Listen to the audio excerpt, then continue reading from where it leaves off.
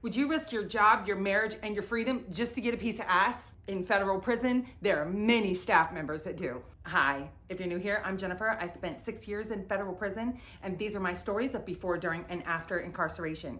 If you like stories like this, go ahead and give me a like and a follow so you can come back for more. Now, when I was incarcerated, I was at the camp. I worked in a warehouse. We made office furniture for most government agencies, the prison, and other prisons. The inmates do all the work, and I was a clerk, and there were several of us that were clerks, and we would do all the computer work. The staff members would oversee, but we were the ones who kept everything running. If a staff member needed you, they would call you into their office over the intercom. There was a new girl who came onto the compound and everyone was talking about her, inmates and staff alike. So she became a clerk where I worked. As normal, we would get called into the office and given a job assignment. Well, I started noticing that I would leave the office and she would stay and linger. So over time, her and I became friends. I would ask her, hey girl, what you got going on?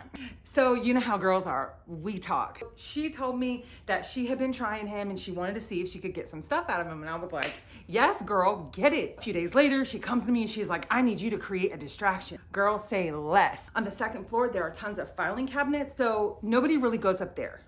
The clerks go up there once in a while and a staff member every once in a while. So this is our idea. She's gonna go up there and then like 30 minutes later, he's gonna go up there. She's not gonna come down. And then I am gonna create a distraction.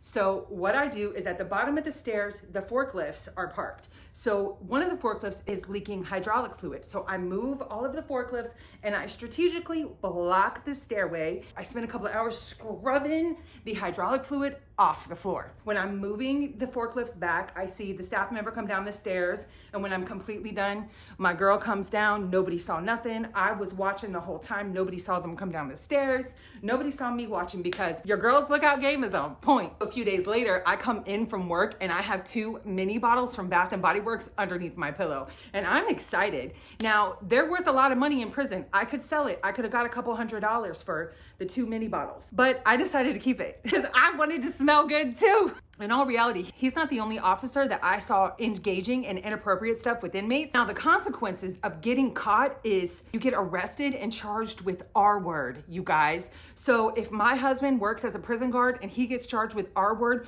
for doing that to an inmate, I'm gone. We're getting divorced.